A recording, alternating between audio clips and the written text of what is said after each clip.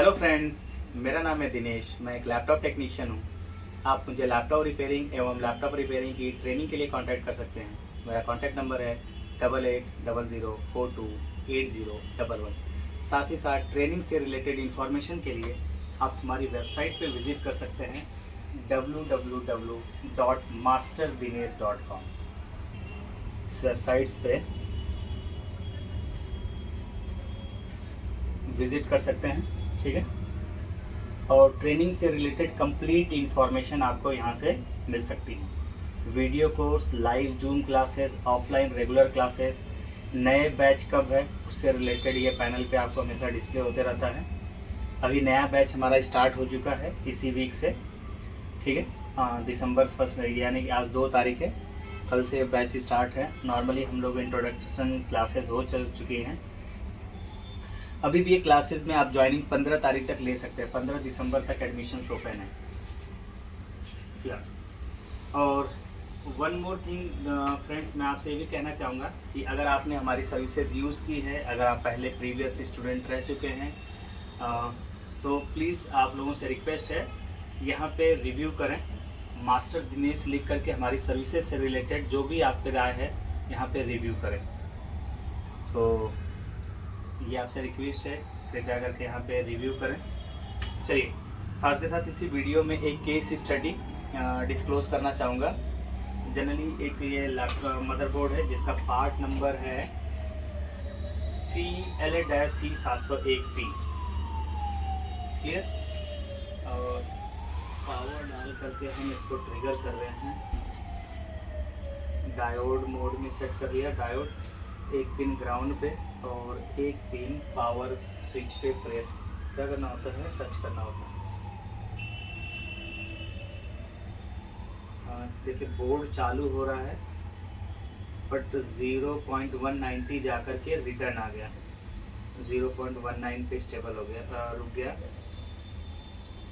दोबारा से ट्रिगर करके देखते हैं एक बार।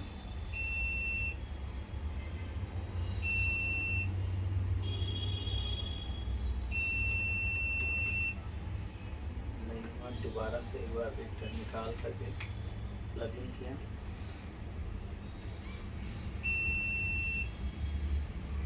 वही 180 84 फिर 155 पे आकर के रुक गया और बंद हो गया, रीस्टार्ट हो गया, ठीक है। सो देखेंगे, हम लोग डायग्नोस करेंगे वन बाय वन। इसके लिए सबसे पहले हम मदरबोर्ड पे लगे प्रोसेसर के बारे में जानना चाहेंगे।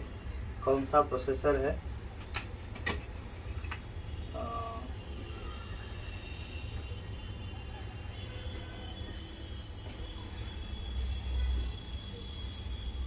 SR27G।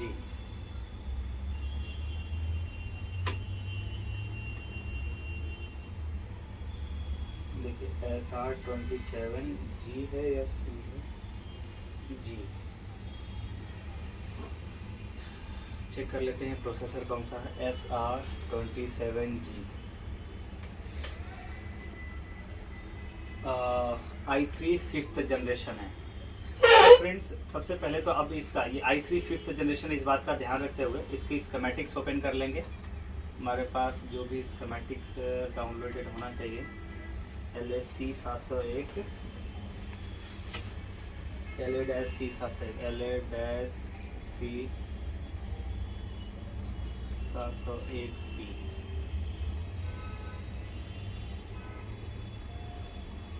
ठीक है, सो ये इसका स्कीमेटिक्स हो गया। अब एक चीज़ और हमने आपको बताया है कि इसके लिए हमें वन बाय वन प्रोसेस पता होना चाहिए कि हमें कौन सी पहले पावर बनती है। जनरली एक ओवरव्यू, एक कॉन्सेप्ट हमने बताया है आप लोगों को। सबसे पहले स्टैंड बाय, या जब भी आप एडाप्टर लगाते हैं सबसे पहले, या एडाप्टर नहीं लगाएं तो आरटीसी वोल्टेज 3.3 आपका मेन पीसीएस से कनेक्टेड होता है। उसके बाद अगर सीएमओ सेल अगर आपने निकाल दिया है तो अब सबसे पहले एडाप्टर लगाएंगे तो डीसी इंसेक्शन जाएगा, यानी कि power SRC first MOSFET, second MOSFET, charging IC काम करेगी और पावर एसआरसी बनता है। पावर एसआरसी पूरे मदरबोर्ड में डिस्ट्रीब्यूट होता है। पावर एसआरसी बोलिए या वी इन बोलिए, ठीक है, या मेन डीसी बैट आउट बोलिए। ये वोल्टेज पूरे मदरबोर्ड में सभी रेगुलेटर पे, ड्रेन हाई वाले पोर्शन पे, और हो सकता है आईसी पे भी वी इन के रूप में यूज़ किया जाता है। तो अब वी इन सबसे पहले डीसी इन सेक्शन, अब बैटरी लगाया नहीं है तो अडाप्टर लगाया, तो अडाप्टर इन सेक्शन हम बोल सकते हैं, डीसी इन सेक्शन बोल सकते हैं, पावर इन सेक्शन बोल सकते हैं, जिसमें first MOSFET, second MOSFET, current sensing register और चार्जिंग आईसी ये इन्वॉल्व होती हैं। और आपका 19 वोल्ट पूरे बोर्ड में डिस्ट्रीब्यूट होता है। उसके बाद सबसे पहले 3-5 की आईसी डुअल फेज रेगुलेटर, या 3-5 का अलग अलग आईसी है तो 3 वोल्ट की आईसी, ठीक है। कुछ मदरबोर्ड ऐसे है तो जिसमें पहले 5 वोल्ट की आईसी एक्टिवेट होती है, 5 वोल्ट एलडीओ 3 वोल्ट की आईसी पे, जैसे R62 के बारे में बताया था हमने, HP 15 सीरीज का R62, उसमें पहले 3 वोल्ट 5 वोल्ट की आईसी अलग होती है, पहले 5 वोल्ट की आईसी एक्टिवेट होती है, फिर 3 वोल्ट की आईसी। लेकिन 95% केसेस में ये होगा 3-5 की आईसी है, या 98% की केसेस में ऐसे होगा 3-5 की आईसी अलग अलग है, तो पहले 3 वोल्ट की आईसी एक्टिवेट होगी।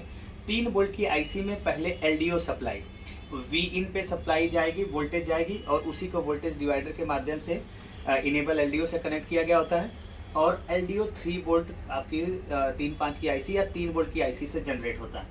और एलडीओ 3 वोल्ट ही पूरे मदरबोर्ड में, एलडीओ 3 वोल्ट आरटीसी वीसीसी के नाम पे कन्वर्ट हो जाता है, पढ़ा होगा अपने डायोड पे। तो आरटीसी वोल्टेज मदरबोर्ड में चला गया, ठीक है, मदरबोर्ड में पीसीएच के लिए। तो पीसीएच में आपने पढ़ा होगा RTC RST has, SRTC RST has, intruder, internal VRM, enable, और 32 किलोहर्ट्ज़ की फ्रीक्वेंसी। जनरली ये पूरा चेक करते हैं। और साथ के साथ सस क्लॉक की सिग्नल, अगर देखिए आईओ के पास, आईओ भी एक कंट्रोलर आईसी है, पीसीएच भी कंट्रोलर आईसी है, प्रोसेसर भी कंट्रोलर आईसी है। तो पीसी रेड का कॉन्सेप्ट बताया था, ठीक है। Power clock, generally controller IC के लिए power clock, reset, then data, enable. लेकिन कोई ना कोई ऐसे पावर या इनेबल सिग्नल्स, एक कोई सिग्नल ऐसा हो जो एज ए इनेबल या ट्रिगर का काम करती है, तो उसको एज ए इनेबल हमने कंसीडर करने के लिए बोला है। तो अब यहाँ पर जब आपका आरटीसी सेक्शंस आप पहले देखते हैं, और आईओ के लिए एलडीओ 3 वोल्ट का ही, या कॉइल की 3 वोल्ट की पावर समटाइम्स ऑलवेज होती है, ये हम देखेंगे स्कीमेटिक से ही।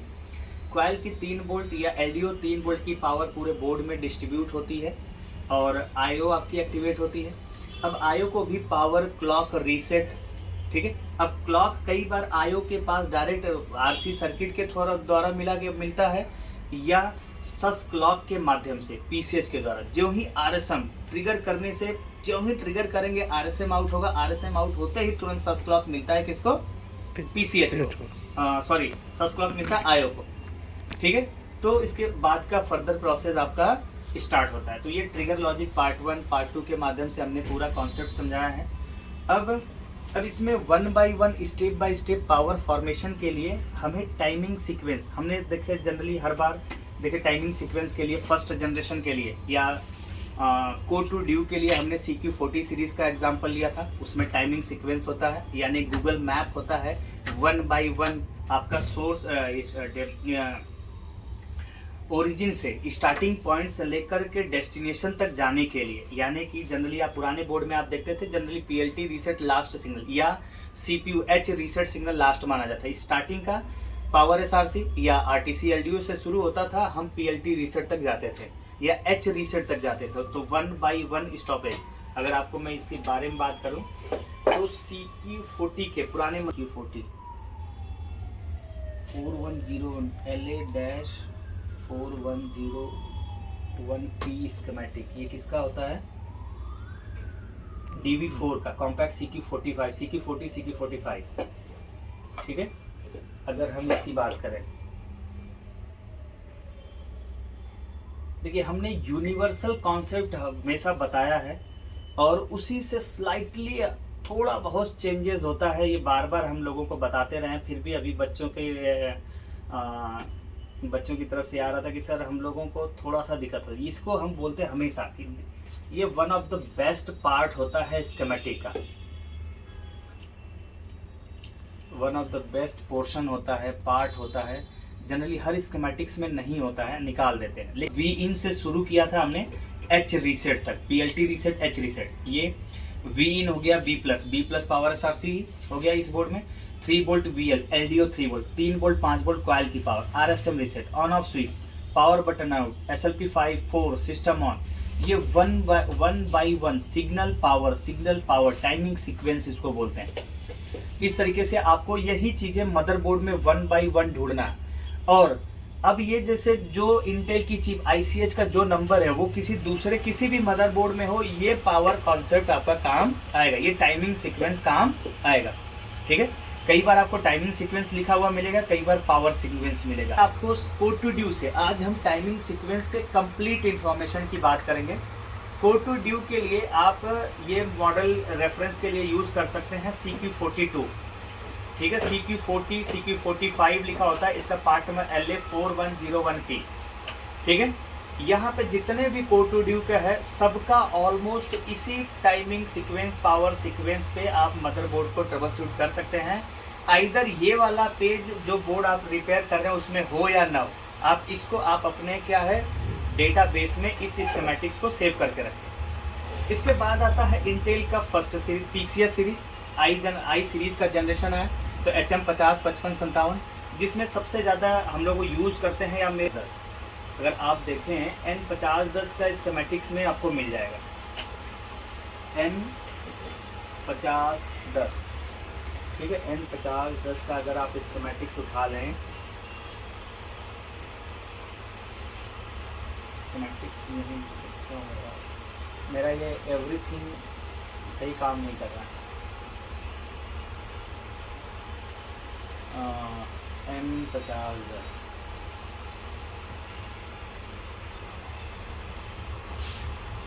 नहीं, कोई बात नहीं, हम स्कीमेटिक्स यहाँ से गूगल से निकाल लेते हैं।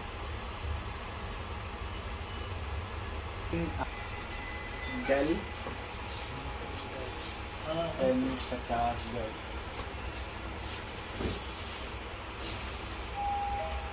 स्कीमेटिक्स।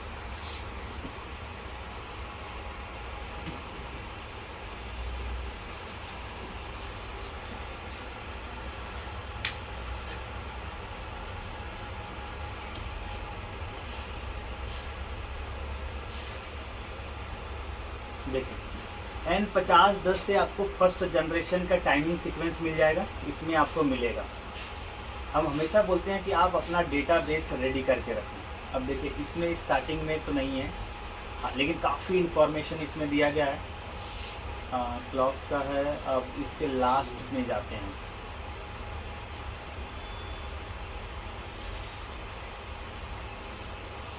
देखिए यहाँ पे N5010 का आपका सीधे सीधे पूरा कंप्लीट दिख रहा है, D15 Intel power up sequence.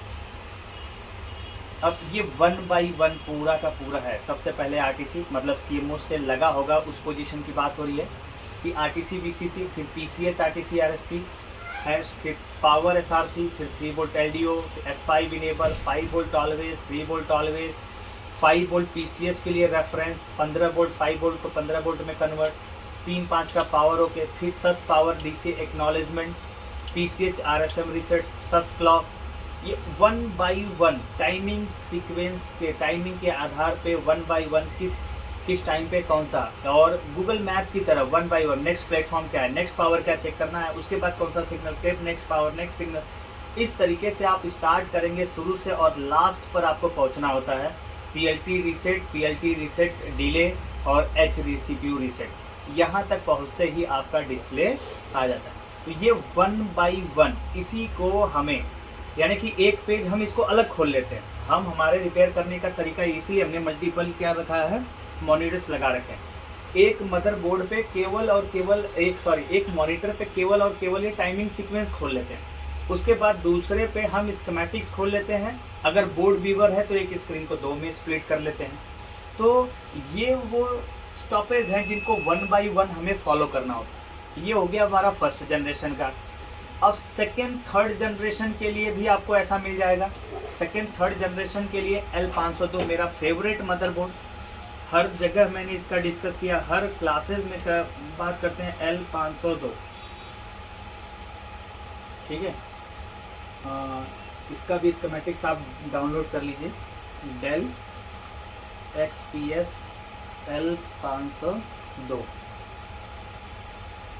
SCHEMATICS schematics. ठीक है, डेल XPS L502। अब आप देखिए यहाँ से आपको मिल जाएगा सेकेंड और थर्ड दोनों ही जनरेशन में आता है। पार्ट नंबर आप ढूंढ लो, आपको मिल जाएगा।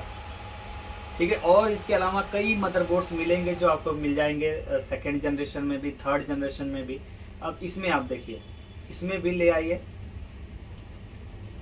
ये भी स्कीमेटिक काफ़ी कमाल की। इसमें तो power conversion, trigger logic, timing sequence, power tree, मतलब सारी चीज़ें जो एक स्कीमेटिक्स को परफेक्ट बनाती है वो कंप्लीट इंफॉर्मेशन होता है। और मदरबोर्ड रिपेयरिंग के लिए सबसे ज़्यादा जो अवेयरनेस होनी चाहिए, जो इंफॉर्मेशन चाहिए, वो XPS L502 में ही है। हमने अपनी कंप्लीट ट्रेनिंग इसकी कंप्लीट स्कीमेटिक्स पे की थी। ठीक है, अपने जितना भी हमने अपना प्रैक्टिस किया है इसी पे किया है। इसकी मदद से तो मतलब कंप्लीट लैपटॉप रिपेयरिंग सीखा जा सकता है, इसमें कोई डाउट ही नहीं। सेकेंड और थर्ड दोनों जनरेशन में आता है। यहाँ से देखिए आपका पावर स्टेट्स वगैरह पूरा, मतलब 1 बाई 1 कौन सी पावर। सबसे पहले power SRC, RTCCL, 5 volt LDO, 5 volt coil की पावर, 3 वोल्ट कॉयल की पावर, 5 वोल्ट सस, 3 वोल्ट सस कन्वर्जन पावर होगी, 15 1.5 वोल्ट सस रैम की power, 0.75 DDR VTT memory power होगी, 5 वोल्ट रन, 3 वोल्ट रन, ये कन्वर्जन पावर हो गई, 1.8 वोल्ट 8 पिन की IC पे जनरली बनेगा, या छोटा रेगुलेटर हो सकता है। 1.8 वोल्ट GFX यानी ग्राफिक्स के लिए हो गया। यानी 1 बाई 1 जो पावर्स बनती जाती है वो कंप्लीट यहाँ पे दिया हुआ है। इवन ये कौन कौन सी पावर, उनका कंट्रोलिंग सिग्नल कौन सा होता है, सब दिया हुआ है यहाँ पे। मेन जो कंट्रोलिंग सिग्नल होता है SLP5, SLP4, SLP3, उसके बिहाफ पे main on, run on, sauce on, या कह सकते हैं S5 on, S4 on, S3 on. ठीक है, ये इनेबल सिग्नल्स होते हैं। कन्वर्जन पावर्स होती है। इस पूरा का पूरा मदरबोर्ड का ना डिस्क्रिप्शन, मतलब जितनी रिक्वायरमेंट चाहिए होती है ना लैपटॉप रिपेयरिंग सीखने के लिए, कंप्लीट है। ये फुल पैकेज ऑफ इंफॉर्मेशन ये स्कीमेटिक्स है। ठीक है, इसके बाद आप चले आते हैं, ट्रिगर लॉजिक भी आपको दिखेगा यहाँ पे इसमें, और टाइमिंग सीक्वेंस भी दोनों ही है। AC मोड, बैटरी मोड पूरा दिया हुआ। AC मोड और बैटरी मोड में ज़्यादा कुछ खास फर्क नहीं होता है, लेकिन हाँ एक चीज़ अगर आपको है, यहाँ से सारी चीज़ें 1 बाई 1 चीज़ें मिल जाती हैं। यानी कि जब सेकेंड जनरेशन का कोई भी बोर्ड मैं रिपेयर करता हूँ तो ये टाइमिंग सीक्वेंस एक स्क्रीन पे कंप्लीट ओपन होता है। अब बात आती, इवन जरूरी नहीं कि विंडोज बेस्ड, अगर आप 1278 आप यूज कर रहे हो, 1278 का बोर्ड, 1286 का बोर्ड यूज कर रहे हो, वो सेकंड जनरेशन वाला अगर आप रिपेयर कर रहे हो, तो यही टाइमिंग सीक्वेंस वहां पे, बल्कि एप्पल में कुछ चीजें बीच से छोड़ दी गई हैं। कुछ चीजें बीच से क्या कर दी गई हैं, छोड़ दी गई हैं। ठीक है, क्योंकि जो PCH है वो PCH तो मतलब इंटेल ने बनाया है, तो उसकी जो रिक्वायरमेंट होगी, जो उसका पावर मैनेजमेंट कॉन्सेप्ट होगा वो सेम होगा। बार बार मैंने लोगों को बोला है कि यूनिवर्सल कॉन्सेप्ट जो हमने बताया उसी के आधार पे सारी चीजें होती है। उसमें थोड़ा बहुत स्लाइटली डिफरेंस होता है, उसको हम इस टाइमिंग सीक्वेंस से समझ सकते हैं। ठीक है, अब इसके बाद आता है, जैसे ऐसे आप हर एक चीज का निकाल सकते हैं। अब हमने तो अपना पूरा डेटाबेस ही बना रखा है। जैसे अगर हम इन तीनों को भी एक बार वापस से हम अपने डेटा में ऐड कर रहे हैं, हमारे पास कंप्लीट हर जनरेशन का हमने टाइमिंग सीक्वेंस बना रखा अपने लिए। तो इसके लिए अब मान लीजिए जैसे हमने टाइमिंग सीक्वेंस का एक फोल्डर रखा, यहाँ पे इसको पेस्ट कर लिया। अब जब भी हमें ज़रूरत पड़ेगी इसका हम क्या कर लेंगे, इस्तेमाल कर लेंगे। ये खुला हुआ है इसलिए, ठीक है। अब हम बात आती है हमारी कि हमारे पास ये बोर्ड है जिसका है प्रोसेसर और PCH दोनों ही इनबिल्ड है। तो इसका नंबर क्या है, इसका नंबर क्या है भाई, अभी हमने देखा था SR27G। ठीक है, तो हम स्कीमेटिक्स खोल, इसका पहले जनरेशन पता करेंगे। हम लोगों ने पता भी किया था, आई होप वीडियो की स्टार्टिंग में। SR2727G। ठीक है, हमारा हमने ये देख लिया कि इसका प्रोसेसर का पार्ट नंबर है क्या, SR27G, जिसमें हमें निकल के आया कि i3 5th जनरेशन है, i3 का 5th जनरेशन। तो सबसे पहले तो इसका स्कीमेटिक्स ओपन करेंगे। ठीक है, स्कीमेटिक्स सबसे पहले इसका ओपन किया जाएगा, LA-C701P। ये काफ़ी बार हमने रिपेयर किया है, LA-C701P। ठीक है, गलत है, देखिए अब अभी इसमें एक तो हमारे को पूरा कंप्लीट प्रोसेस पता है, टाइमिंग सीक्वेंस पता है जो हमने यूनिवर्सल अगर आप ओ two duo generation, first generation, second generation, third generation, fourth generation सबका टाइमिंग सीक्वेंस इस्तेमाल कर चुके हो तो नो डाउट फिफ्थ जनरेशन भी ऑटोमेटिक आपको समझ आएगा। लेकिन अगर नहीं तो फिर आपके पास अपना टाइमिंग सीक्वेंस रखो अपने पास, ठीक है। जैसे कि हमारे पास अगर हम बात करें, पहले तो इसमें देखेंगे कि इसमें टाइमिंग सीक्वेंस है या नहीं है। इसमें टाइमिंग सीक्वेंस नहीं है, ठीक है, स्टार्टिंग में तो नहीं है, आई थिंक इसमें नहीं है, लेकिन ट्रिगर लॉजिक है इसमें, ये हमें याद है जहाँ तक कि ये पावर ट्री हो गया, ये आपका क्या हो गया, पावर आईसीज हो गई, जो पावर आईसियाँ इस्तेमाल की गई हैं, पावर आईसीज के बारे में दिया है कि वी इन देने के बाद कौन कौन सी पावर आईसियाँ, उनकी इनेबल पावर आउटपुट, ठीक है। पावर आईसी होती है data controller IC, power IC में V in enable output power good, इन बातों को ध्यान रखा जाता है। कंट्रोलर आईसी में V in clock reset enable data output. So ये पावर आईसी से कंप्लीट जितने रेगुलेटर्स हैं उन आईसीयूज के बारे में दिया हुआ है, ठीक है। इसमें नहीं है ट्रिगर, आई थिंक D704 ऐसे किसी एक मॉडल में है, काफ़ी यूज़फुल है, खैर। लेकिन इसमें टाइमिंग सीक्वेंस नहीं मिला हमें, कोई बात नहीं। टाइमिंग सीक्वेंस है अगर फिफ्थ जनरेशन, तो हमारे पास अपना खुद का इंटेल के फिफ्थ जनरेशन का टाइमिंग सीक्वेंस रखा हुआ है हमने, 4 5th जनरेशन्स का तो टाइमिंग सीक्वेंस, ठीक है। टाइमिंग सीक्वेंस में हमारा कौन सा जनरेशन है, देखिए 4 और 5th का टाइमिंग सीक्वेंस सेम ही होगा, तो हम इस टाइमिंग सीक्वेंस का इस्तेमाल करेंगे एक पेज पे। तो इस टाइमिंग सीक्वेंस को ओपन कर लेंगे, ठीक है।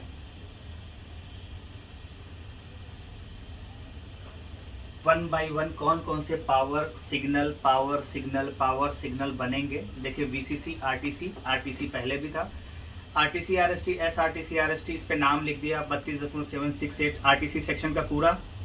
उसके बाद इसमें एक चीज़ आपको लिख रहा है VCC DS 3.3, ये आपका 3.3 जो PCH को पावर दी जाती थी उसी का नाम है। Deep sleep well power okay, DP power okay, D power okay, deep power okay, SLP सस, S4 और S5 स्टेट के बीच का स्टेट होता है सस। जनरली ये वाली चीज़ आप फिफ्थ जनरल एकदम एग्जैक्टली, अगर आप मैकबुक का एप्पल एयर का अगर आप चेक करते हैं, हमने एक वीडियो में बताया था कि अगर मैकबुक एयर ट्रिगर ना कर रहा हो तो 11 चीज़ें कौन कौन सी चेक करते हैं। जनरली आप यहीं पे देखिए, एक गूगल पे ही लिखिए SLP_S4 hash missing, SLP_S4 hash signal missing hash L4 missing करके आप लिखेंगे तो आपको ना काफ़ी इम्पोर्टेंट चीज़, बेहतरीन चीज़ है देखने को मिलती है। इसको क्लिक करते हैं, देखिए ये है फर्स्ट जनरेशन से फिफ्थ जनरेशन तक के CPU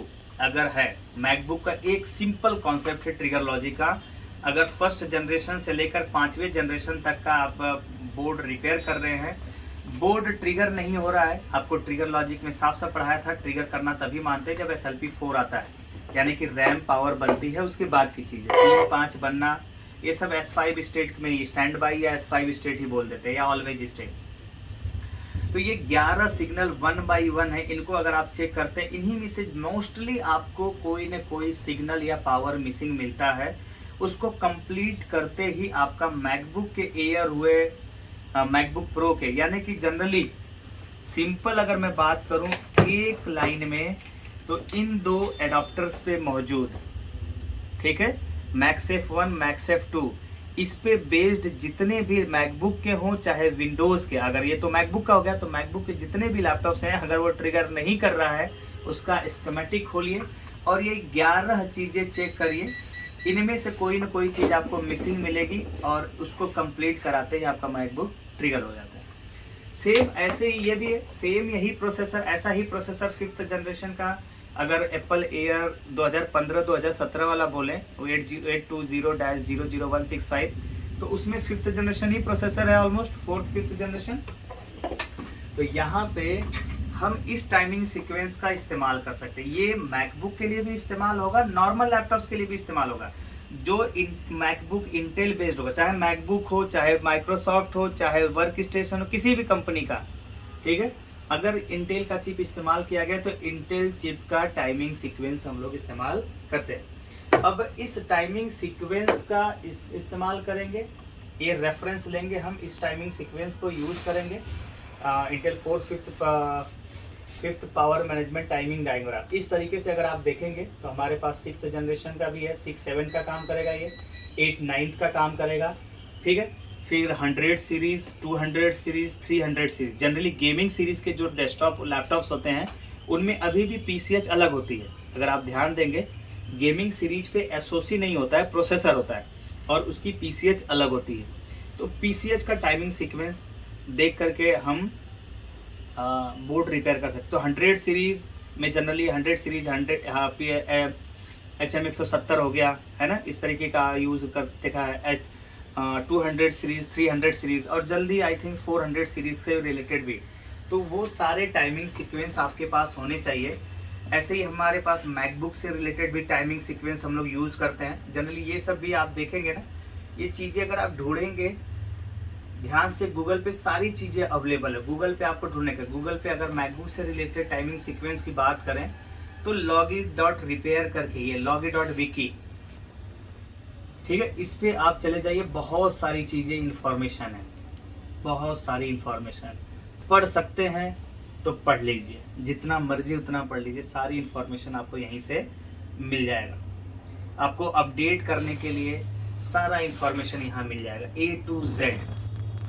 क्लियर?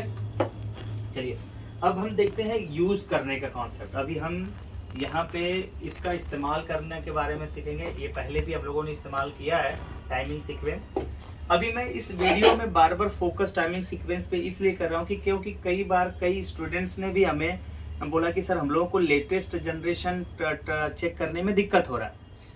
आप पैटर्न को, जो आपको सिखाया जगह, आप उस कॉन्सेप्ट को फॉलो नहीं कर रहे हैं। आपको बार बार हमने बताया टाइमिंग सीक्वेंस का इस्तेमाल करिए। नए जनरेशन, पूरा जो भी जनरेशन का बोर्ड आप यूज कर रहे हो उस जनरेशन का अपना डेटाबेस तैयार करके रखिए। अभी हम ये भी बात स्वीकार करते हैं कि अगर अभी हमने इसी वीडियो में है, अभी लड़के खुद नहीं ढूंढेंगे, हम ही से टाइमिंग सीक्वेंस, हम ही से ये सारी चीज़ों की डिमांड की जाएगी कि सर ये आप हमें भेज दो, हमें भेज दो। तो चलो ठीक है, मैं अपने सभी पुराने स्टूडेंट्स को एक बार इन्वाइट करता हूँ।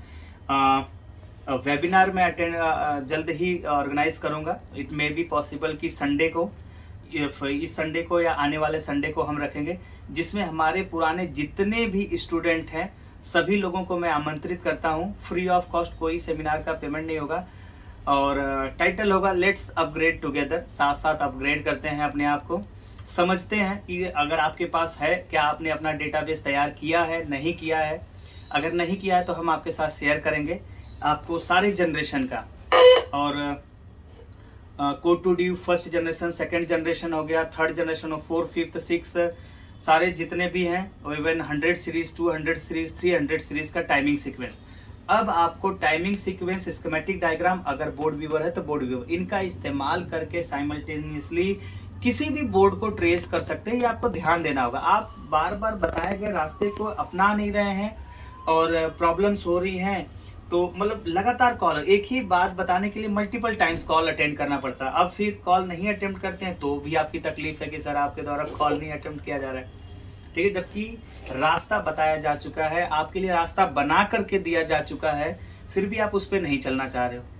और बहुत सारे लड़के ये गलती कर रहे हैं कि नहीं, सर के पास जाते हैं, वहीं पे पूछेंगे, वहीं पे रिपेयर कर लेंगे।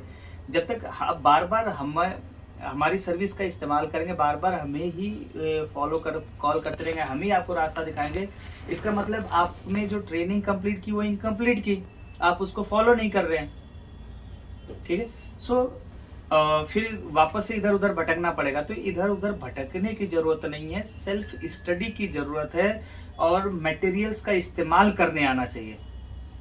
अब स्कीमेटिक्स हो गया, बोर्ड व्यूअर हो गया, टाइमिंग सीक्वेंस, ये तीन चीजें जितने भी मदरबोर्ड में हम लोगों को मिलता है, ऑलमोस्ट हर मदरबोर्ड को हम लोग 95% रेशियो है कि हम उसको रिपेयर कर ले जाते हैं हम लोग। ठीक है। अब कई बार ये आता है कि अच्छा सर प्रोसेसर बदलते हैं, प्रोसेसर बदलना बड़ा टास्क नहीं है। मायने ये रखता है कि क्या ओके कंडीशन का motherboard, genuine processor, okay genuine processor market में अवेलेबल है या नहीं है। अगर अवेलेबल है तो प्रोसेसर बदलना तो केवल एक बेसिक कॉन्सेप्ट है, बीजे मशीन की मदद से आराम से बदला जा सकता है। हम लोग अभी प्रोसेसर बदलने का जो काम है वो बंद कर चुके हैं, जस्ट बिकॉज ऑफ दैट कि अभी मार्केट में मोस्ट ऑफ द प्रोसेसर्स जो हैं नॉन जेन्युइन है, फॉल्टी, यानी कि जितने भी स्क्रैप बोर्ड हम खरीदते हैं, हमें तो स्क्रैप बोर्ड, आपको अभी भी वीडियो डाला देखिए, कई सारी पेटियां हमारे पास भरी पड़ी हैं, यहाँ पर भी आप देख रहे हैं। तो इन स्क्रैप बोर्डों में लेटेस्ट जनरेशन के बोर्ड होने के बावजूद उस पर एक प्रोसेसर नहीं है। So where is the processor? Processor निकाल करके हमारे ही लोग, हमारे बीच के लोग क्या कर रहे हैं, प्रोसेसर निकाल करके बेच दे रहे हैं अदर कंट्रीज को, चाइना उसी प्रोसेसर को रिपेयर करके, रिफर्बिश करके हमारे बीच वापस से सेल कर रहे हैं। तो उनकी जो ड्यूरेबिलिटी है, उनकी जो परफॉर्मेंस है, वो ओरिजिनल प्रोसेसर के जैसा नहीं है। तो अब कस्टमर, इंडियन मार्केट में अगर किसी को हम 5,000 चार्ज करते हैं, 4 से 5,000 प्रोसेसर चेंज करके, तो एक ह्यूज अमाउंट हो जाता है उनके लिए।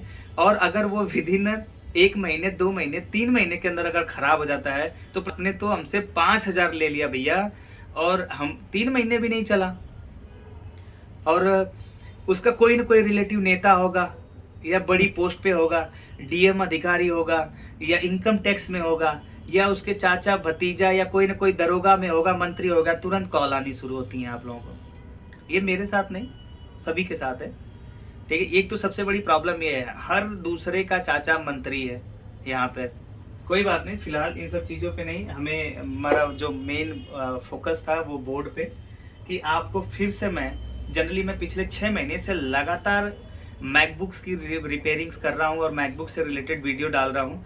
तो ऐसा लग रहा है कि हमारे ही बच्चे भूल गए हैं कि पैटर्न फॉलो क्या करना है। सो उस पैटर्न को दोबारा फॉलो करने के लिए मैं ये वीडियो बना रहा हूँ, और एक बार फिर आप सभी लोगों को आमंत्रित करने के लिए, जितने भी पुराने स्टूडेंट सभी लोग एक दूसरे को इन्फॉर्म करें कि आने वाले जो संडे होगा, नेक्स्ट संडे, अभी आज तो 2 तारीख है, 2 तारीख 3, 4 नहीं, नेक्स्ट संडे मतलब आई थिंक 11 तारीख को, ठीक है, 11 या 18 हम वो डिसाइड कर लेंगे।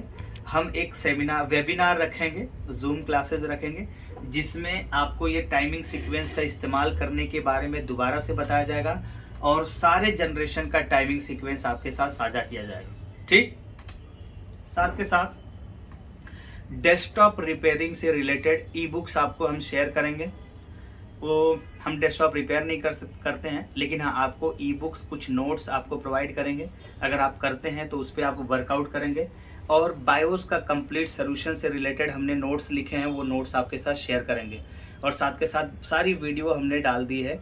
सो बायोस से रिलेटेड जो भी प्रॉब्लम था उसका सोल्यूशन दे दिया जाएगा। डेस्कटॉप का अगर करते हैं तो उससे रिलेटेड नोट्स एवं टेक्स्ट बुक दे दी जाएगी। और जितने भी जनरेशन, जनरली अगर आपके साथ हमने, जब हम आपको पढ़ाया होगा 2 साल पहले, 3 साल पहले, 4 साल पहले, तो it may be possible at that time हमारे पास 6 जनरेशन तक का रहा हो टाइमिंग सीक्वेंस, आपके साथ शेयर किया होगा, 1st, 2nd, 3rd, ठीक है, 4th, 5th, 6th जनरेशन तक। अभी उसके बाद 7th, 8th, 9th, 10th generation का भी टाइमिंग सीक्वेंस हमने अरेंज कर लिया है। हमारे पास PCH के 100 सीरीज़, 200 सीरीज़, 300 सीरीज़ का भी टाइमिंग सीक्वेंस है। तो वो सारा टाइमिंग सीक्वेंस भी आपके साथ शेयर किया जाएगा, जिसका इस्तेमाल करके आप इजीली मदरबोर्ड रिपेयर कर सकते हैं। सो फ्रेंड, एक बात और कहना चाहूँगा कि देखिए, हम टाइम के साथ हमेशा अपने आप को अपडेट भी करते रहते हैं, अपग्रेड करते रहते हैं। हमारी हर वीडियो में बताया जाता है कि सफलता की सबसे बड़ी कुंजी होती है पढ़ाई। आपको हमेशा ट्रेनिंग के दौरान बोलते हैं कि आप सभी लोग, जितने लोग मेरे पास ट्रेनिंग के लिए आते हैं, almost high school, intermediate, college, या तो कॉलेज गए भी नहीं होते हैं। मैक्सिमम 95% वो लड़के होते हैं जिनको पढ़ना लिखना बिल्कुल पसंद नहीं था। कॉलेज और स्कूल टाइम में वो स्कूल नहीं गए, लेकिन मजबूरी से, ये पता नहीं किसने सजेस्ट किया, या दुर्भाग्यवश आपने ऐसा चुनाव कर लिया है मैकबुक रिपेयर, लैपटॉप रिपेयरिंग का, जिसमें आपको कंटिन्यूअस पढ़ना है, हमेशा पढ़ना है, बिना पढ़े तो काम ही नहीं चलना है। हर समय आपको अपडेट करते रहना है, हम लोग भी करते रहते हैं। तो दोस्तों, मैं ये कह रहा था कि देखिए, हम हमेशा आपको ये बोलते रहते हैं कि हम खुद भी अपग्रेड करते रहते हैं, अपने आप को अपडेट करते रहते हैं, कुछ भी हमें पढ़ने को मिलता है लगातार पढ़ते रहते हैं। और हम लगातार, हमने पहले भी बताया था 2017 में 18 से हमने शुरू किया था, तो हम 2020 में क्या करेंगे, 2022 में हमारा क्या मूवमेंट होगा, 2023 में क्या। सो अभी हमारी प्लानिंग है कि 2023 में हम एप्पल रिपेयरिंग फुल फ्लो में करना शुरू कर दें। यानी कि ये भी हो सकता है कि हम 2023 की स्टार्टिंग में, जनवरी में, हमने लास्ट वीडियो में भी ये अनाउंसमेंट किया था कि हम मैकबुक की ट्रेनिंग स्टार्ट कर देंगे। सो हम लगातार अपने आप को अपग्रेड करते रहते हैं। नवंबर दिसंबर में तो हर साल 2 महीना पढ़ते ही पढ़ते हैं, ठीक है, और हर दिन 1 घंटे का हमारा अपना शेड्यूल होता ही होता है, और वही काम आपको भी करना। तभी ऐसा होगा कि आप मार्केट में लगातार बने रहेंगे और हर तरह के मदरबोर्ड आप रिपेयर कर पाएंगे। अगर आप लगातार पढ़ने की अगर आपकी आदत नहीं है तो कुछ टाइम बाद, 2 साल 3 साल बाद आपको प्रॉब्लम होनी शुरू हो जाएगी। ये बात हमने पहले भी बताया आपको, तमाम चीज़ें अपने घर के एग्जाम्पल्स बताए हैं कि हमारे भैया जी टेप टीवी रेडियो के एक चैंपियन आदमी हुआ करते थे, लेकिन उन्होंने अपने आप को पढ़ाया नहीं, अपने आप को अपग्रेड नहीं किया, तो एक टाइम ऐसा आया कि अभी वो कुछ भी नहीं करते, जॉबलेस। ऐसे ही मार्केट के लोग, जिन लोगों ने स्टार्टिंग में लैपटॉप रिपेयरिंग करना शुरू किया, उन्होंने स्टडी नहीं किया, तो बाद में कुछ टाइम बाद जब 5th जनरेशन 6th जनरेशन, जहाँ से बायोस में इंफॉर्मेशन ज़्यादा जाने लगी, बायोस में सिक्योरिटी पढ़ने लगी, या रेगुलेटर्स का अगर शेप बदलने लगा, जो तुक्के वाला जो रिपेयरिंग थी कि चार्जिंग आईसी बदल दो, है ना, चार्जिंग आईसी 3-5 आयो और बायो 4 काम एक साथ कर दो, 50% पुराने बोर्ड रिपेयर हो जाते थे। उतना करके देख लिया, नहीं तो पूरा मदरबोर्ड का गर्म करके देख लिया। अब तो पूरे मदरबोर्ड में जगह जगह सेंसर है, थर्मल सेंसर, आईओ से रिलेटेड थर्मल सेंसर, पीसीएच का है, प्रोसेसर का है आपका, और अगर ग्राफिक आईसी है तो ग्राफिक का है, पूरे पीसीबी का थर्मल सेंसर है। कहीं पर भी गर्म मारेंगे, गर्म होगा तो बोर्ड कई बार चलेगा ही नहीं। तमाम चीज़ें दिक्कतें होती हैं। सो आपको स्टडी करना है लगातार, और एक बार फिर से अपग्रेड करने के लिए आप ज्वाइन करिए मेरा वेबिनार, ठीक है। और वन मोर थिंग, ये हमारे एग्जिस्टिंग स्टूडेंट्स के लिए है। सो ये यूट्यूब के माध्यम से जो हमारे व्यूवर्स हैं, उनको हम कहेंगे आपको सेल्फ स्टडी करना पड़ेगा, मेहनत करना पड़ेगा।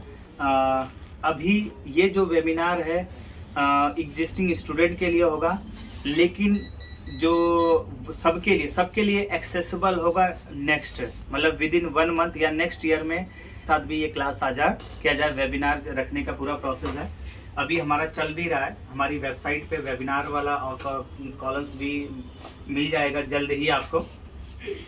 सो फिलहाल अब शुरू करते हैं इसकी ट्रेसिंग।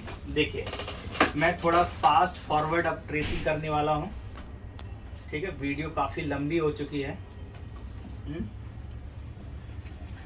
जनरली देखिए, ये 1 बाई 1 सारी चीज़ें आप चेक करेंगे। यहाँ पे कोई भी चीज़ सर्च करेंगे, यहाँ पे मिलेगा। जैसे मैं देख रहा हूँ एक नई चीज़, अगर आपको जैसे लग रहा है, यहाँ पे VCC DSW, ये PCH के अंदर का नाम है, VCC, ठीक है, DSW 3 अगर आप जो ही लिख के सर्च मारेंगे, देखिए PCH पे आएगा, और 3 वोल्ट PCH की पावर 35-21 में बहुत ही कॉमन प्रॉब्लम होता है। कई बार हमने बताया कि 3 वोल्ट की कॉइल PCH के पास 3 वोल्ट PCH की पावर में कन्वर्ट नहीं हो रही होती है। वो पावर PCH के अंदर इसी पोर्शन से कनेक्ट होती है, 3.3 वोल्ट VCC DSW 3V3 इस वाले पॉइंट पे, यानी ये पावर चाहिए ही चाहिए होता है। क्लियर? हाँ जी। सो यहाँ पे देखिए, जनरली पूरा पोर्शन ही दिया हुआ है। एक चीज़ और देखना चाहेंगे, ये देखिए यहाँ पे पावर दिया हुआ है। इसको कॉपी कर लेते हैं, इसको पेस्ट कर लेते हैं कि कहाँ से कन्वर्जन हुआ है, आप देख सकते हैं। 3 वोल्ट PCH की पावर को ही 3.3 वोल्ट DSWP में कन्वर्ट किया गया। ये 35-21 में बहुत ही कॉमन प्रॉब्लम है, याद है आपको?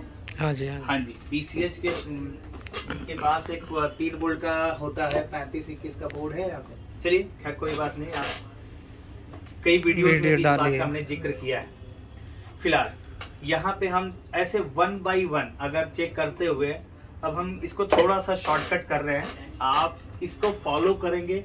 यहाँ पे जो सिग्नल नेम है, एक किसी भी स्कीमेटिक्स में आईसी का इंटरनल नेम, देखिए जो ओरिजिनल नेम होता है, चाहे PCH का ओरिजिनल नेम, जो PCH से निकलने वाला ओरिजिनल सिग्नल होता है, उसका नाम कभी नहीं बदलता। जैसे मैं मेरा ओरिजिन है आजमगढ़ यूपी। मेरे माता पिताजी ने मेरा जो नाम रखा था दिनेश यादव, आज भी मैं यूज़ करता हूँ। ये तो मार्केट में जाके राज है ना, मास्टर, सोना, बाबू, ये नाम तो मार्केट में कई बार हो जाता है, लेकिन ओरिजिनल जहाँ से आपका जो नेटिव प्लेस है, जो ओरिजिनल नेम है वो हमेशा सेम होता है, वो अनचेंज्ड होता है। तो यहाँ पे टाइम सिग्नल सीक्वेंस में जो सिग्नल के नेम होते हैं ये पीसीएच के इनसाइड, देखिए जैसे यही है पीसीएच या आईसी का इंटरनल पिन का नाम होता है। यहाँ पे लिखी हुई पिनों का नाम जो होता है वो कभी भी अनचेंज्ड होता है, वो सेम होता है। तो यहाँ पे वही चीज दिया गया होता है। इसको आप ये चीज बाहर जाकर के नाम बदल सकते हैं, देखो जैसे यहीं पे बाहर नाम इसका थोड़ा सा चेंज है, लेकिन इंटरनल नाम हमेशा क्या होता है, सेम होता है। यानी कि ओरिजिनल जहां से ओरिजिन होता है वहां पे जो नेम होता है वो हमेशा अनचेंज्ड होता है। इस बात को ध्यान रखते हैं, ठीक है। खैर सो इसका फॉलो करते हुए अब हम 1 बाय 1 देखते हैं। पावर क्या है, जनरली पावर अगर बन रही होगी अगर तो एक मैक्सिमम रेंज पे पहुंच जाएंगे हम। थोड़ा सा शॉर्ट करने चाह रहे हैं, वीडियो बहुत लंबी हो गई, ठीक है।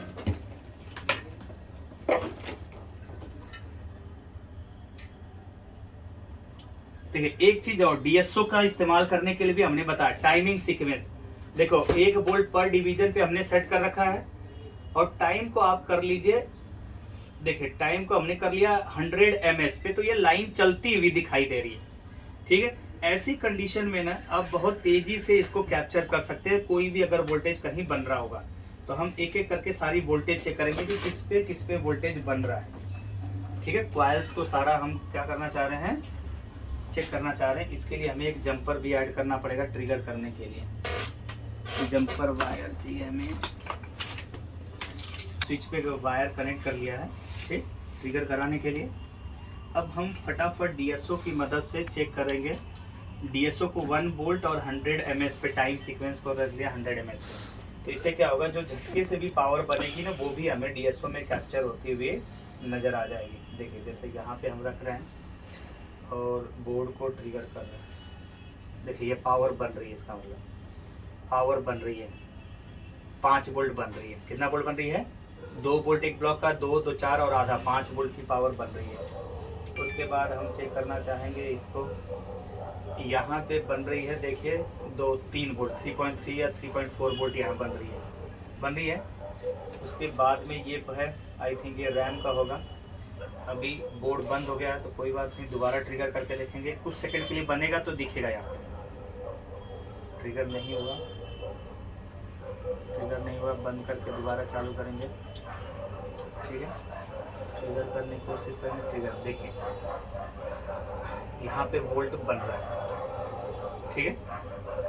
बंद करके देखिए, तुरंत बंद हो जा रहा है। तो कई बार ये प्रॉब्लम आती है कि लड़के बोलते हैं कि सर लैपटॉप तुरंत बंद हो जा रहा है, तो कैसे चेक करें। उसका जवाब ये है कि डीएसओ को आप टाइम को चेंज कर लीजिए। देखिए 1 वोल्ट से 1.5 वोल्ट बन रहा है, यानी कि रैम वोल्टेज बन रही है, राइट, रैम वोल्टेज बन रही है। अब उसके बाद हम लोगों ने पढ़ा है कन्वर्जन पावर्स।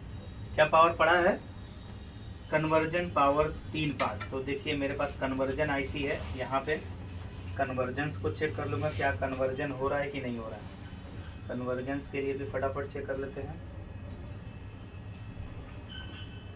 ठीक है। ये पिन नंबर 1 है, इसका आउटपुट यहाँ होगा, यहाँ पे कोई पावर बनेगी, ट्रिगर होगा तो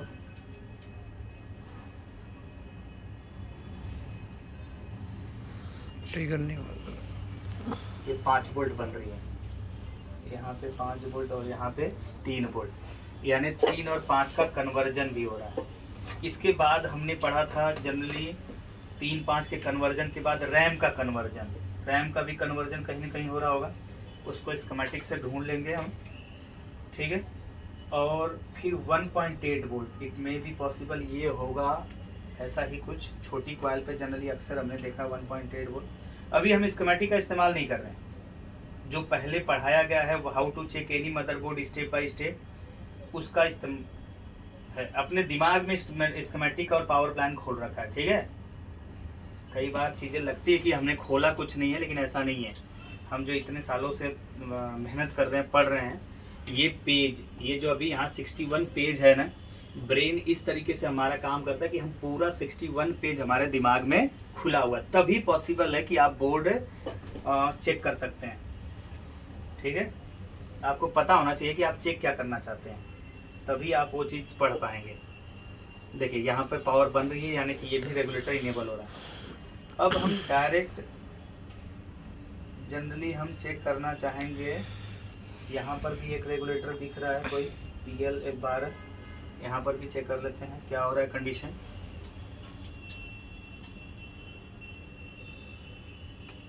यहाँ पर भी वोल्टेज 1 वोल्ट बन रही है, यानी ये हो सकता है 1.05 वोल्ट की हो या 1 वोल्ट की। ठीक है, J1 अगर आप चेक करना चाहें तो यहाँ J1 सर्च मार लीजिए, J1 ऐसे है, या ये कॉयल कर लीजिए PL 12 जी हाँ, PL 12 1.05। अब 1.05 के बाद कोर चेक करते हैं। कोर नहीं बनेगा तो हार्डवेयर पावर गुड चेक करेंगे। ठीक है, अगर कोर बन रहा है तो हार्डवेयर पावर गुड, इसका मतलब क्या है, बन रहा है। कोर देखते हैं, ट्रिगर करते हैं फिर से,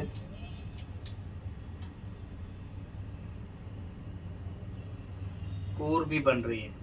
ठीक है, कोर के बाद क्लॉक का नंबर आता है, किसका नंबर आता है, क्लॉक का। तो ये क्रिस्टल है हमारा, क्रिस्टल के लिए क्लॉक के लिए हमें चेक करना पड़ेगा, AC मोड सेट करना पड़ेगा, AC मोड। ठीक है, चलिए अब चेक करेंगे क्लॉक चेक करेंगे क्या है क्लॉक की दशा। ठीक है, ऑटो पे क्लिक कर लेंगे फटाक से। क्लॉक बन रही है, बन के गायब हुई है। एक बार फिर से देखना, इसको बंद कर रहे हैं, दोबारा रीस्टार्ट किया, ट्रिगर करेंगे, बना, क्लॉक बन गई। इसका मतलब हमारा बोर्ड पे क्लॉक भी बन रही है। ठीक है, क्लॉक के बाद आता है बायोस। किसका आता है नंबर, बायोस का नंबर। बायोस का चिप सिलेक्शन पे कर लेंगे। ठीक है, इसको सर्च मारिए, देखिए यहाँ पे कुछ नहीं आया, यहाँ पे कुछ नहीं आया। क्या नहीं आया, एक सेकंड,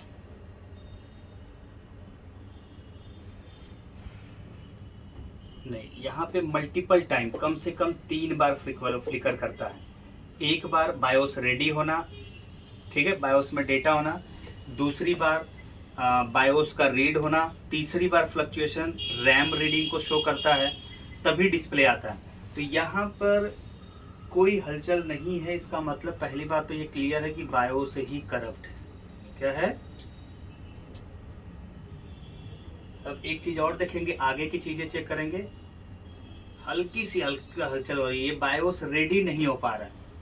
ठीक है, एक बार और हम चेक करना चाहेंगे PLT रीसेट। अब देखिए इसी में हम कहाँ तक पहुँच गए, अगर आप चेक करेंगे ना तो इस सिग्नल को हमने अगर VCC कोर चेक कर लिया, क्या चेक कर लिया, कोर चेक कर लिया, 24 मेगाहर्ट्ज का क्रिस्टल ऑसिलेटर ये भी चेक कर लिया। यहाँ पे हमारा क्रिस्टल था ना, ये क्रिस्टल था हमारा YC2, यहाँ तक पहुँचा गए, यहाँ तक हमने चेक कर लिया, हमारा सही है। इसके बाद PLT रीसेट, ठीक है, PLT रीसेट, फिर SVID CPU कोर। अब ये क्या है ना, इस चीज पे कंफ्यूजन होता है कि भाई कोर तो पहले भी बन चुकी है।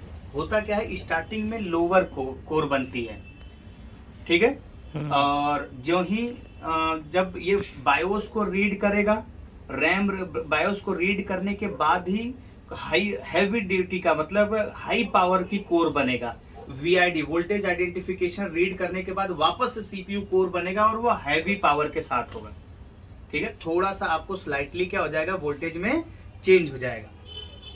पहले जैसे पहले हो सकता है 1.6 हो या लो करंट के साथ हो, लेकिन जो ही अब VID ये यहाँ पे, इसका मतलब ये कि VID पिन रीड करने के बाद VCC core full strength full power के साथ बन जाएगा। अभी हमें चेक करना है PLT रीसेट। क्या चेक करना है, PLT RST हैश, और इसके लिए हमने CPD का डेटा बताया था। PLT क्या है, PLT RST सर्च करिए, PCH PLT या हमने आयो पे बिना इसको सर्च किए भी हमने एक इमेज शेयर किया था क्लॉक पीएलटी डेटा। अगर हमने बात करें इसमें कौन सी आईएन है, ईएनई के पिन नंबर किस पे, 13 पे। हमने पढ़ाया है लोगों को ईएनई के पिन नंबर 13 पे पीएलटी बनता है, ईएनई के पिन नंबर 13 पे। तो हम पिन नंबर 13 पे पीएलटी चेक करेंगे कि क्या पीएलटी आ रहा है कि नहीं आ रहा है। डायरेक्ट क्लॉक पीएलटी डेटा आयो के किन पिनों पे चेक करते हैं इसके बारे में हमने बताया। Clock PLT data L frame, LED signals, इन सब के बारे में जिक्र किया गया है। ठीक है, आप स्कीमेटिक्स में ढूंढ सकते हैं पिन नंबर 13, 1 2 3 4 5 6 7 8 9 10 11 12 13 पहले भी चेक किया गया है, ये लग रहा है। देखो अब हम क्या करेंगे, इसको एक बार बंद करके दोबारा स्टार्ट करते हैं। देखिए पहले एसी मोड को हटा देते हैं, हमने एसी मोड कर दिया था। ठीक है,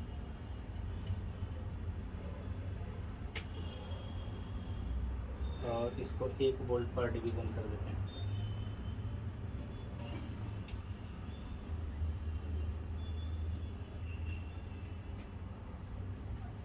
पिन नंबर 10 11 12 13 नंबर पे पीएलटी रीसेट।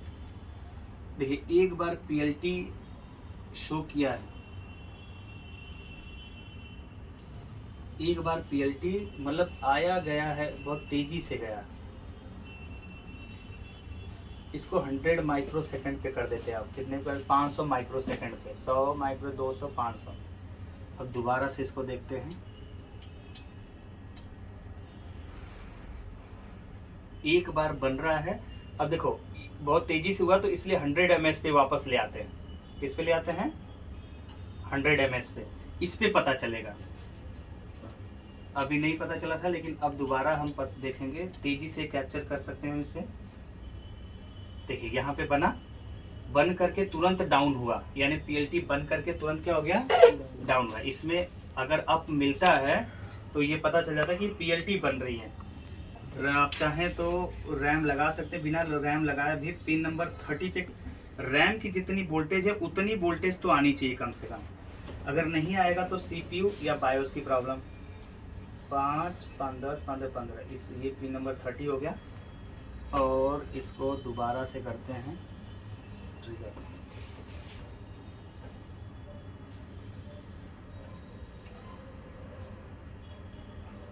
कुछ नहीं आया, नो रीसेट। ठीक है, कई बार रीसेट बिना रैम के नहीं शो कर पा रहा होता है। रैम मिलेगा DDR3L, रैम नहीं शो कर रहा है, बोर्ड ट्रिगर हो रहा है। अब इससे क्लियर होता है कि हमें बायोस ही प्रोग्राम करना होगा। पहले क्या करना होगा, बायोस। तो अब देखिए बायोस प्रोग्राम करते समय ये भी सावधानी रखी जाती है कि या तो इसका सीरियल नंबर से हम बायोस बनाएं, उसके बाद एमई रीजन क्लीन करें, या अगर नेट से हम यूज कर रहे हैं तो उसका एमई रीजन क्लीन करके डालें, अन्यथा लेट डिस्प्ले का एरर आएगा, फैन फास्ट मूव करने का तमाम एरर आ सकता है। तो हम अगर फोरम्स की वेबसाइट का अगर बायोस यूज भी करते हैं तो बिना क्लीन किए नहीं इस्तेमाल करते हैं। ठीक है, LA-C701P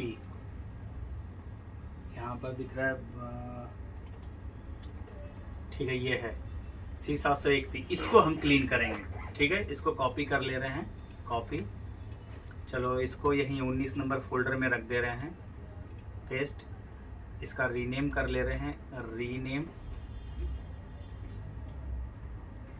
C701P। ठीक है, हम 901 कहीं से उठा लिया था हमने, गलती हो गई, कोई बात नहीं।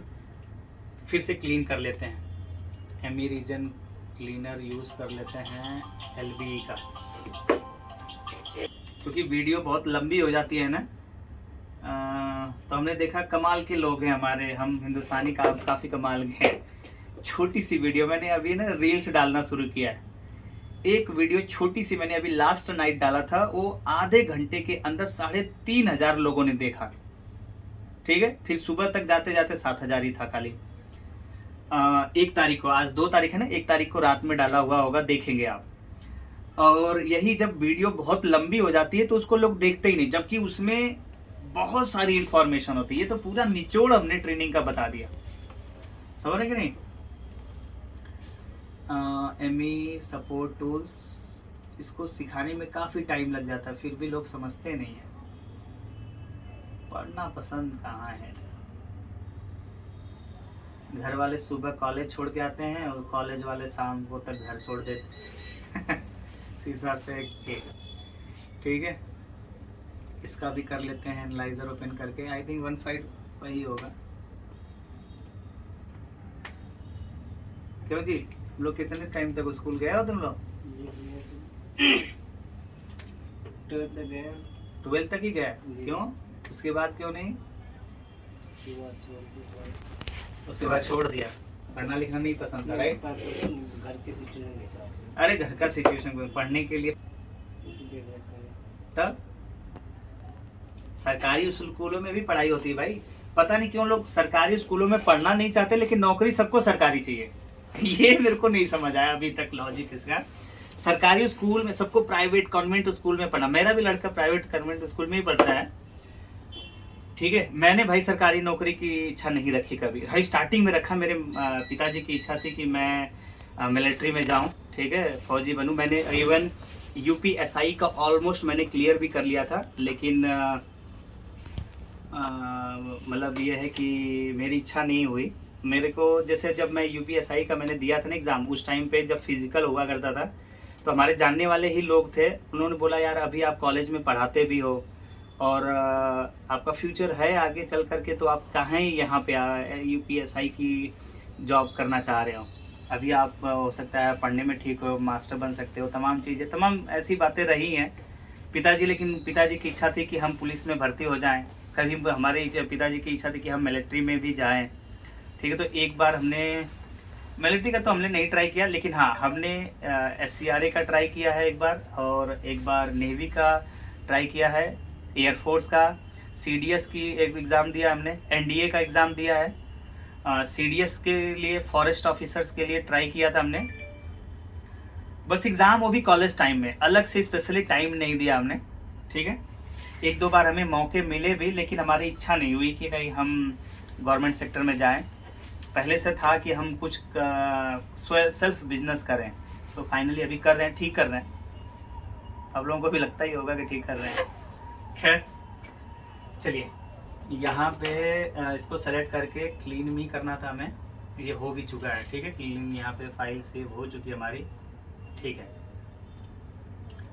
इसको अब हमें राइट करना था, ठीक है। ये राइट कर लेते हैं भाई, प्रोग्राम कर लेते हैं, राइट कर लेते हैं। Where is the handler software, yes.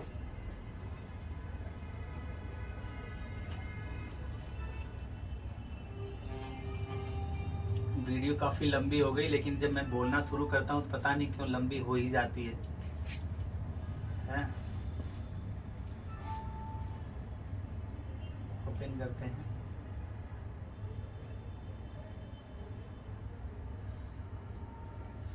C701 C701P ME clean, ठीक है। Open and then right.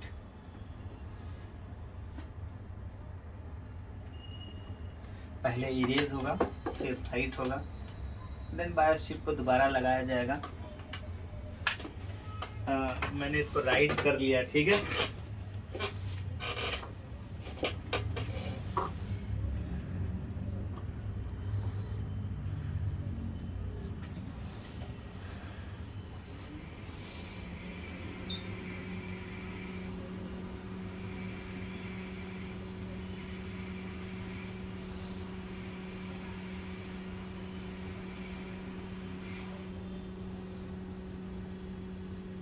लगाते समय ध्यान देना कि यहाँ जो डॉट है, ठीक है, ये डॉट है, तो ये पिन नंबर 1 होता है। अगर डॉट नहीं भी होता है तो आपको बीप रेंज में लगा करके बायोस का पिन नंबर 4 ग्राउंड से बीप करता है।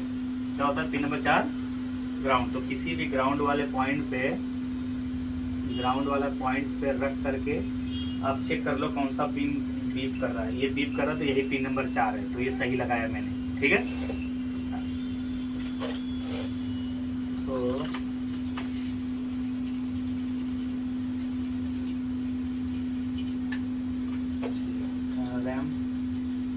टाइम लगाए भी 150 पे जा करके वापस आ जा रहा था, राइट।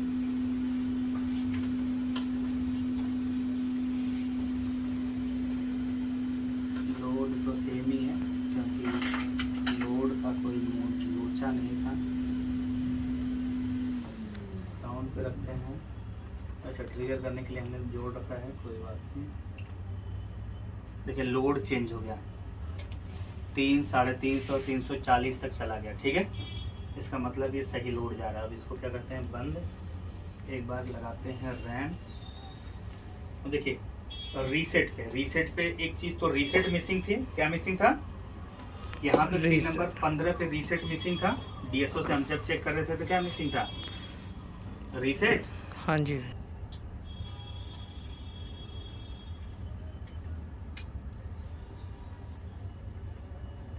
देखिए रीसेट शो करने लगा। और एक और चीज़ देखिए, इसको रीसेट सिग्नल बोलते हैं।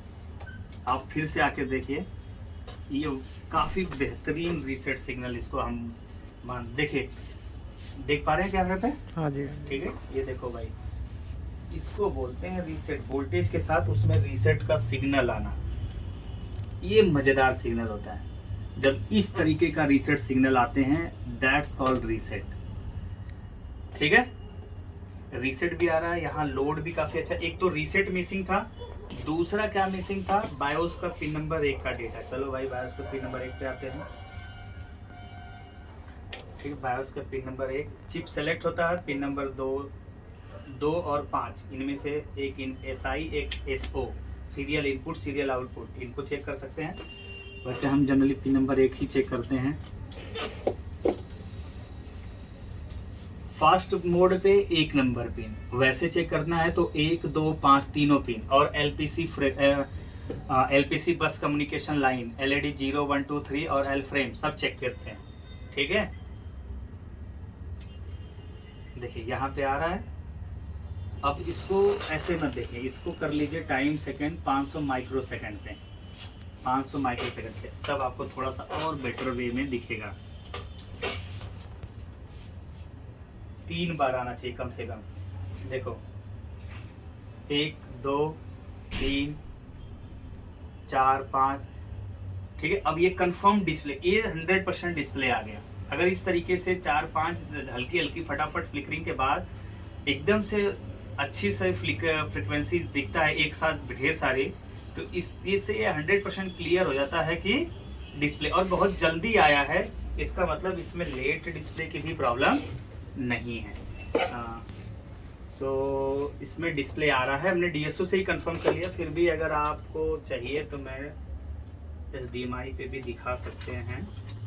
इसके लिए अब हमें क्या चाहिए, एक पहले थर्मल पैड भी चाहिए, वरना खराब हो जाएगा भाई।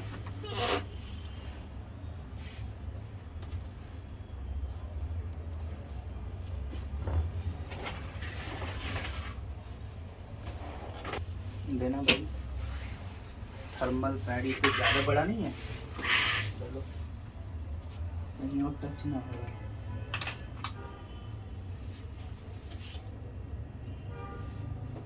देखो भाई, इस तरह की हीटसिंक थोड़ी खतरनाक भी होती है, तो किसी चीज़ पे टच नहीं होना चाहिए। थर्मल पैड पूरा इस्तेमाल कर, जो थर्मल पैड आता है ना, वो पूरा इसको हीटसिंक को ढकी होनी चाहिए। खैर हम इसका इस्तेमाल कर लेते हैं। ठीक है, थोड़ा दबा के रखते हैं। आजा, देखिए इन फोरम से हमने डाउनलोड किया, इसलिए चाइनीज में है।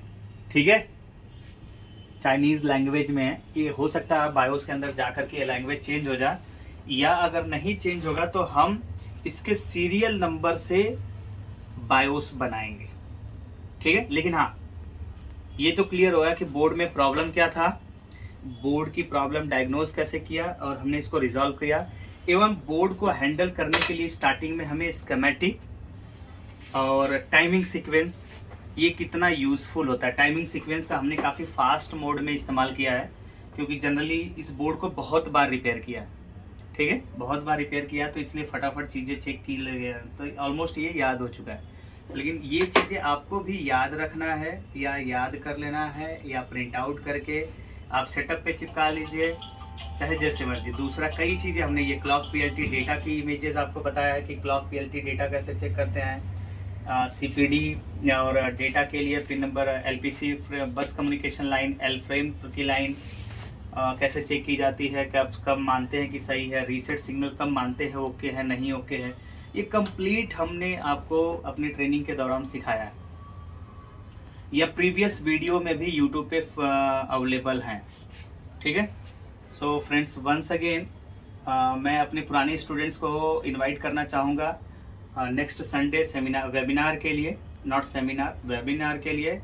और उसके बाद आई होप कि न्यू ईयर में हम ये पब्लिकली ओपन कर देंगे, सभी के लिए वेबिनार होगा जिसमें इस तरीके की इन्फॉर्मेशन शेयर की जाएगी।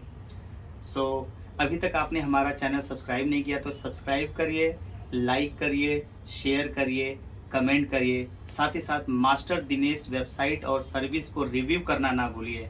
सो once again thank you for watching my video. Have a nice day. Jai Hind, bye bye.